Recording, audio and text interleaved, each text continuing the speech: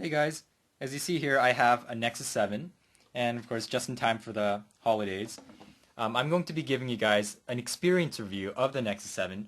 I've had this thing for about a month now, so I have a pretty good feel of what it's like to own this device and use this device for whatever purpose I might be using it for. Now this is for the people who are in the market for a tablet and they're thinking about whether they should buy this or the Nexus 10 or the iPad or the iPad mini.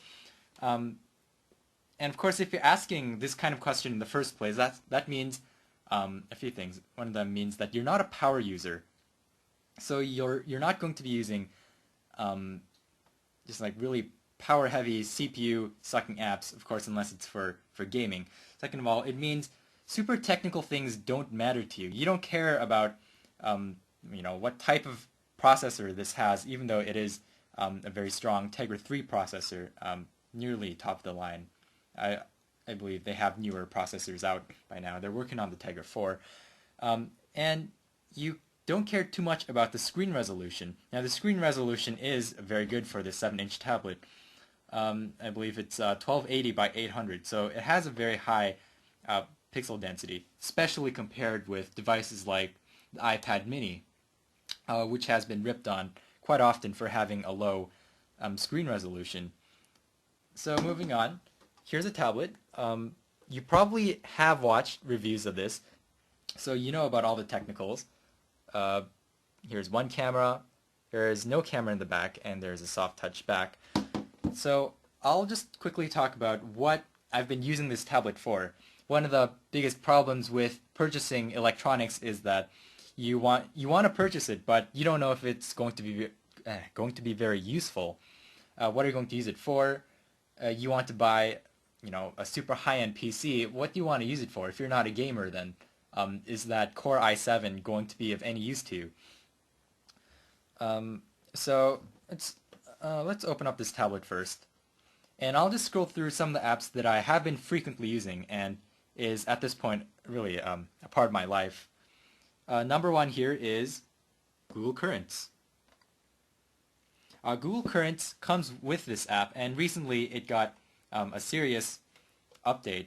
You scroll through, you scroll left to right to scroll through the different magazines, and to scroll within the individual magazine, you scroll down. It has kind of this Google Plus-y look, but it's very clean. It's just very nice to read through. So I'll open up an Engadget article here, scroll sideways. On that note, I'll just mention that this tablet is ideal for ebook reading. If you look at the size of this compared to my hand, you can flip pages really easily with one finger. You can hold it. It's not too heavy. It's not too light. And because of the soft touch grip here in the back, it's not going to fall out of your hand. And of course, that's a segue into another reader app that I use, FB Reader. You can use any reader you want, Kindle, Nook, I don't know what else there is, Moon Reader.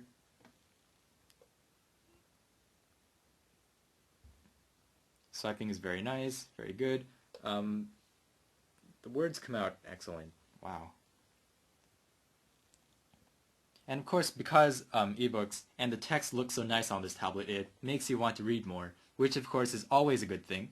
You should be reading lots of books of all different genres. I have, right now, a short history of nearly everything that's dealing with, it's a nonfiction, science-related book. I'll close this.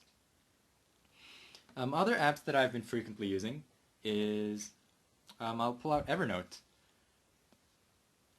It's not too different from the phone version, other than that there's this third tab here that displays some half-open notes from the notebook that you have currently selected. This app itself, this isn't an app review, so I won't go too much into detail, but I have been using a lot for extending my memory, for keeping things like, see over here. I have an interesting news notebook. When I encounter an interesting piece of news and I feel like I want to write my opinion on this, as well as a quick summary of it, then I write it down here. And of course, once this collection grows, I only have about I only have about 4 articles. Once it grows, I can really go back to it and think about how my opinion on some of these have changed. For example, up here I have the Connecticut school shootings. Another one I have cyber attacks. I have a North Korean missile launch article on here, and the Egypt's constitutional crisis. And of course, for anybody who has a tablet and is a student, Adobe Reader is very useful.